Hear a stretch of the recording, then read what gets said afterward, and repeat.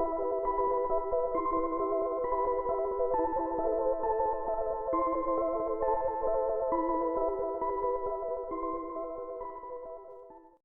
guys, it's Kelly here and I am back with another video. Today I actually had to split them. So these two sets are both by the Rabbit Hole Designs. One is called The Right Shoes and the other one, oh, I can't remember the hat one. It's all about the hat? Something like that. But anywho, I had to split them up into two videos because they were so long. So we're going to be doing the shoes this time around. And then in the next day or so, I will post the video that contains the hat. It's just really what I had to do in order to fit them all on there. And that's where we're at. So you can see that I put down a little piece of masking tape. This one in particular happens to be the Post-it note tape. And I'm doing that because I wanted to create a little scene. Y'all know I love a little scene. A little scene is my favorite. Sometimes a big scene is my favorite, but I just thought that it would be such a fun take on these singular stamps to show that you really can build a whole scene with just these, 3x4 stamp sets. So I'm using the spiders that come in the set in order to create my scene, and I'm going to stamp these down. I'm using some Copic Safe ink because that's what I'm going to be coloring with, but you could obviously choose to color with whatever you want. And then we're going to do some ink blending. It's going to be a 1-layer card. What have I been? I feel like I've been making a lot of dye-based cards lately. And while I love them and I think that they are coming out super pretty, my heart, my creative heart, just loves a 1-layer card. And so I wanted to make some, and here we are. So I have cut some masks for my little spiders. I am not going to mask the shoes because I am being lazy. Straight up, real talk, I'm being lazy. So now I have put down the little masking tape back where I want it to be. I only filmed this part for the hat portion, so that's why I'm showing you that. But I'm just going to go around the masking tape, and I'm going to use a very thin-lined marker, which is also Copic Safe, just to trace it, and then when I'm ready to bulk up that line, I will use my ruler to go back over it. Here, I masked off the bottom, and I masked off my little sign there. Unfortunately, you'll see I had made a boo-boo. I masked off a little bit too much of it, and I leave myself a little white spot. But you know me, we don't start over again, and you'll be able to see how I fix that. I wanted a colorful background, but I didn't want to have to mask. So what I've done is basically just left a halo around my shoes. I'm using picked raspberry, wilted violet, dusty contoured, and black soot for this background. This is sped up quite a bit because it was very time consuming. And then I always go over my distress inks twice. You guys, if you watch my videos, you know that just because I feel like it gives a much better blend. I wouldn't say you have to completely avoid your main image. Like, you can get in there with your pinks. The bitty blending tools that the Rabbit Hole Designs carries were also really helpful in getting in between, like, where the shoes were, and then on the other one, the hat, I used them as well. And then I just reversed the masking to do the countertops. And for both of them, I did them the same. I used hickory smoke, and then I used black soot. And again, I just left that little halo around where I needed to. For this card, for the shoe card, everything was masked off, so it wasn't like a big deal. And I drew in, because I wanted it to look like a sign. And unfortunately, I did not get that part filmed, and I apologize. But you'll see when I take off the masking paper, that I drew with a little frame border for the hat, but then for the bottom part, I drew it like a sign, like a wooden sign that you would sit on the, I know it was kind of fast, I'm sorry, But that white portion that I had missed on the right-hand side, I just filled in with a Copic marker. Originally, I went with like a VO9, which was a little bit dark, but then I went back over it with a VO6, and that seemed to work pretty well. I'm going to color this so it looks a little bit more 3D. I wanted to keep with the darker gray kind of neutral theme, just because I knew how many colors were going to be in the shoes. And so sometimes when you're making a card, that's something to keep in mind, how many different things you have going on. I wanted the shoes to stand out or the sentiment to stand out as part of the saying, but I didn't want it to overshadow the shoes. That's our main focal point. So that's why I kept it all kind of pretty much monochromatic on the bottom. As far as shading goes, I made my edge a little bit darker, where there would be less light. And I highlighted the kind of the back edge. And then you'll see when I do the spiders, I also gave them a little bit of a shadow on the wall and then on the countertop, just to give it a little bit more dimension. So, anywho, it's been about a week since we've talked because, quite honestly, if I'm not at work and I'm not doing the bare minimum house things, cooking, keeping things somewhat cleanly, like we're not deep cleaning at all, let's be real, y'all, and doing like homework with Peanut, we carved pumpkins, like I'm trying to make sure that because of the impending arrival of his brother or sister, I don't want him to miss out on those things. And so this is a little early for pumpkin carving for me. Normally I try to do it the week before, just because you don't want the pumpkins to rot before Halloween. But like this year, it just is what it is. If we're going to be able to do it, I gotta fit it in before this child gets here because I have no idea what we're going to be in for. Do you know what I mean? Like typically your hospital stay is about 2 to 3 days, but anything can happen, and I don't want him to feel like he didn't get to celebrate Halloween because his sibling's birthday is going to be right in that same area. The last time that we talked, I was waiting to go to my 36-week ultrasound, which we did. It was quite the adventure. So I had I get off work at 7 a.m. Okay. I come home, and typically Eric has gotten up with Peanut at 6:30, because on the nights that I work, Peanut is at his dad's, and so he comes home at 6:30, and Eric gets him from Craig. So this time I had my ex-husband take him directly to my parents' house because we knew we were going to have to be leaving. I had a non-stress test in the morning, and then immediately following that, I had my ultrasound. So I've never had to wait for my non-stress test. I have to have them weekly for 2 reasons. Because of our 2-cord umbilical cord, and because of my quote-unquote advanced maternal age.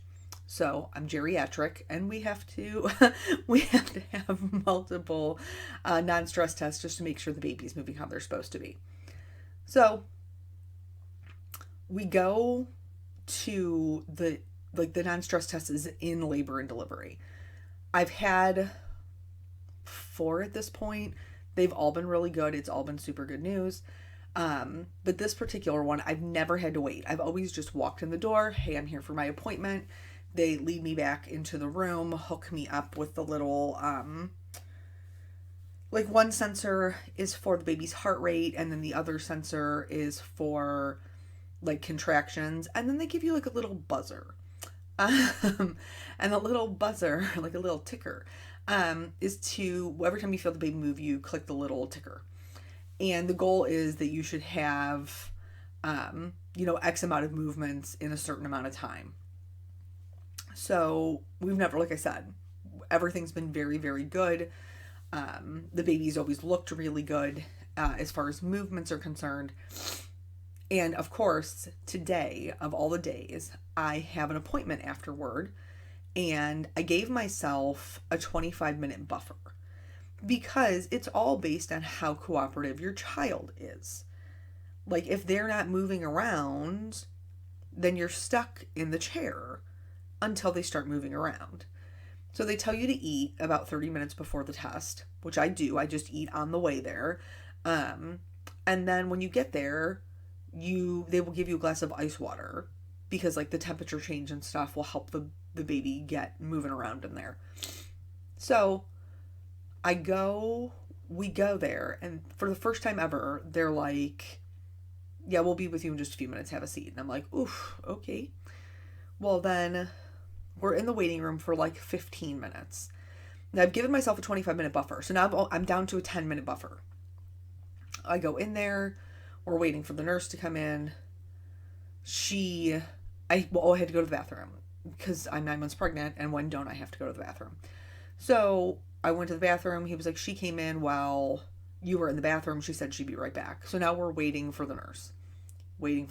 I'm not saying they're not busy. I'm saying I have an appointment afterward. That's what I'm saying. And so finally she comes back in, and I was like, hey, just so you know, we have an ultrasound at 9:30. And she was like, oh, well, they'll wait for you. We're more important than them. They'll wait for you.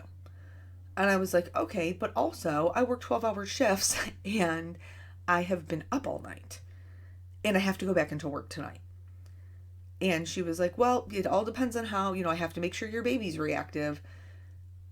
Eric says that I did not like her because we have the same personality. I just thought she was snotty. Like that, like I was just like, no, me and Andrea don't get along. No, thank you. I'm a pass.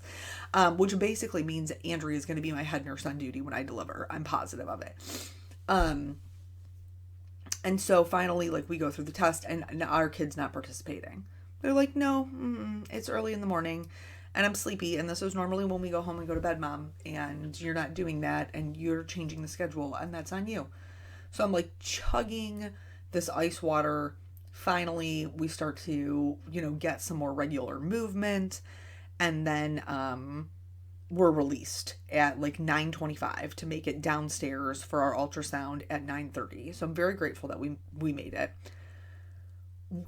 The other thing about being 9 months pregnant is that you cannot lay on your back. You physically can, but then you will suffocate. Pretty much your child suffocates you.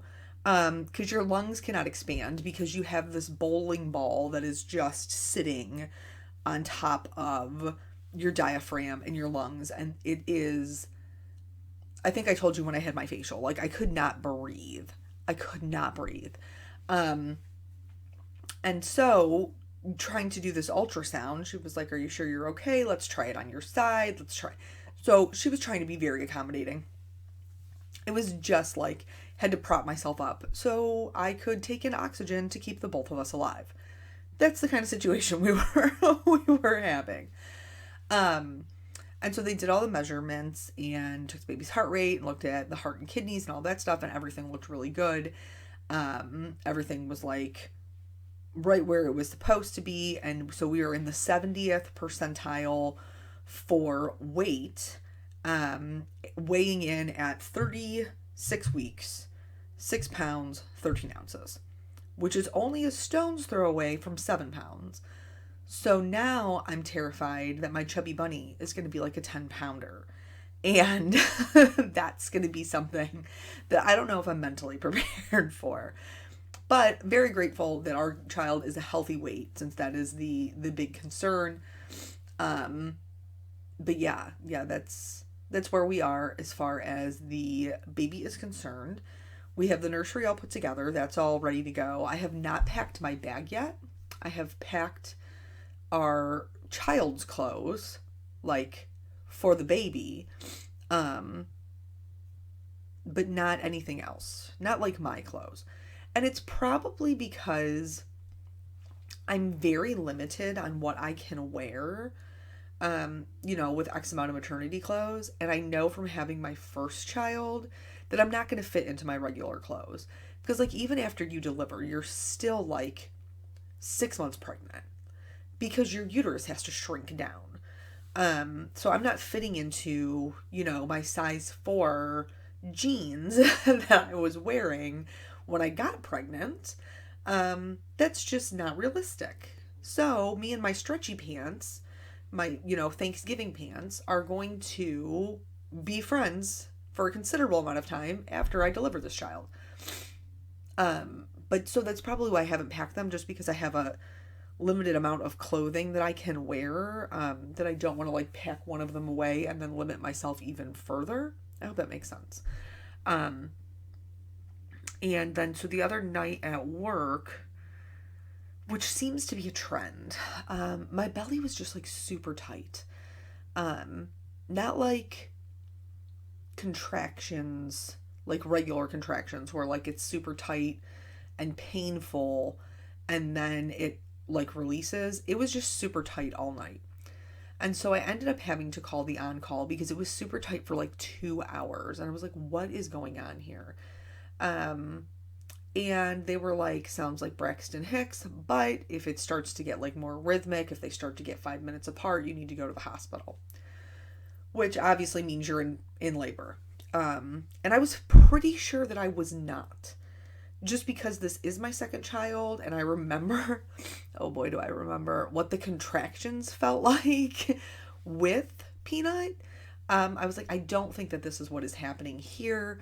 But something is happening and I am uncomfortable. Not in pain, just uncomfortable. So I call Eric, like, hey, just FYI, this is what's happening. And he was like, okay, are you, do you think we're having a baby? And I was like, no, genuinely, I don't.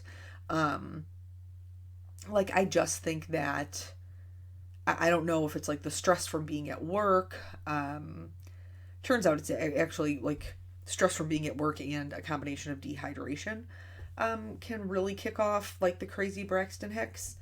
But so I was like, you're good, like, don't panic, I don't think we're having a baby. And he was like, I'm not panicking. Like 5 minutes later, like 5 minutes later, he sends me a text message and he was like, we can't be having a baby, we're not ready yet. And I was like, okay, you said you weren't panicking, but you're panicking. And he was like, no, you don't understand. We haven't packed our bag. And I also don't know how to swaddle a baby. Like, it can't be time yet. I haven't done all the things that I need to do before this baby arrives. So he was very cute. But yeah, so it turns out we were not having a baby. I was correct. That was accurate information. It was just uncomfortable. And once I chugged some water, it did ease up a little bit. But it's pretty much like that every single time that I work. But there's only so much time to take off, like with FMLA, because the United States is so far behind every other country in the free world. Like you get 12 weeks and it's all your own sick time or whatever time you have on the books. And I've only worked at this job for a year and a half, so I don't have a lot of time, like, saved up. I only have what I brought over from my other job and then like my vacation that was just given to me this year. So I don't really want to spend it before our child is here. We already have budgeted for some of it to be unpaid because we had to, in order for me to take the time off. But I don't want to add any more to that. But on the flip side, I also very much want this child to arrive because I am so uncomfortable. It's a catch-22, y'all. I don't even know what to do with it. So back to the card. I did all the coloring. I outlined everything. And then I went back in with my white gel pen and just drew in a couple of little spider webs, something super quick, nothing really fancy. I also used that white gel pen to add some highlights to the other areas, like the little hook that's holding the shoes and the berries. And then that's it for this card. So like I said, the one on the right with the hat, I will be doing a video in just a couple of days. I will share that one, so you can see how that card came together. So thank you guys so much for joining me and listening to my baby update, and I will catch you in the next video. Bye.